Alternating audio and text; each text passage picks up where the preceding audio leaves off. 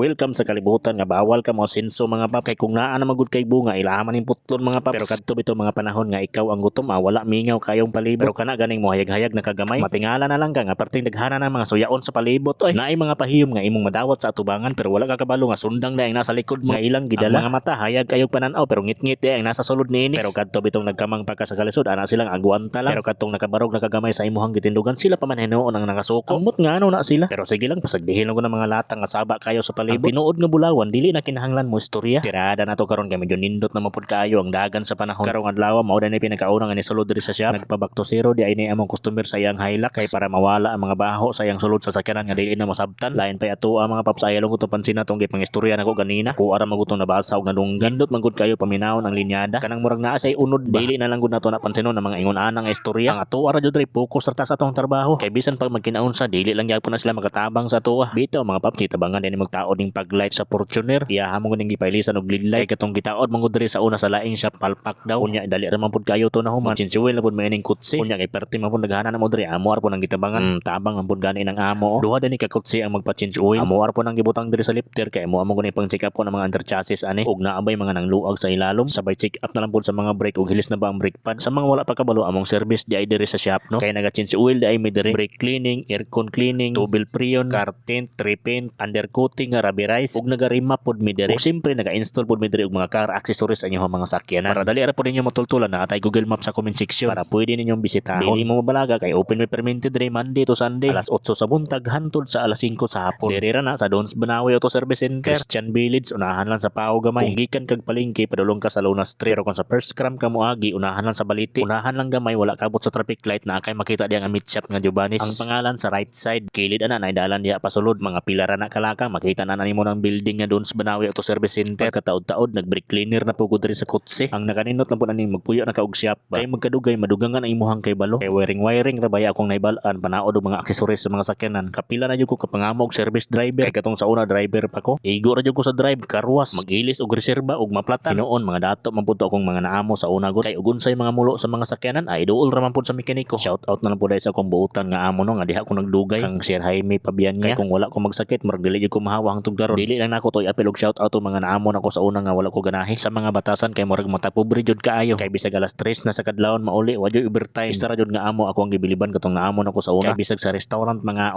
pasabayon jud ko ana nila. Basta maayo jud ka sa mga trabahante murag iblis jud kag maayo ana. Mao nang hangtod karon sigig sulod ang ilang grasya. Mao nang kitang mga trabahante ayuhon po nato magdala ato ang amo. Kay maayo man pud sila sa ato. Parehas ani kong amo karon nga maayong tao pud. Tanawag iblis pug maayo. Nangarkila ra ni sa una og shop karon na sariling shop nga perting dako. Mao nang kita diha mao na itong dapat tularan. Dili lang guta mag-assume sa ato ang kinabuhi nga moingon ta sa atong kaugalingon nga unta maparehas unta ko niya nga madato. Imposible na jud kaayo na kung mahitabo. Pero naagi hapoy imposible kung magkugi lang jud. Pero sa panahon karon lisod naman kayo na apson. Makadawat lang guta gamay uminto sa atong kinabuhi karon. Angay ra jud ka magpasalamaton ana mga paps. Kay lain naman pud kaayo kung halos patay-patayon na imong sarili sa trabaho para lang makuha ang naa sa imong hunahuna. Murag dili na pud na siya maayo mga paps. Pero kung itugot sa panahon nga madato jud ka aw dawaton oy nganong dili man. Mao ra na pila ra go istorya.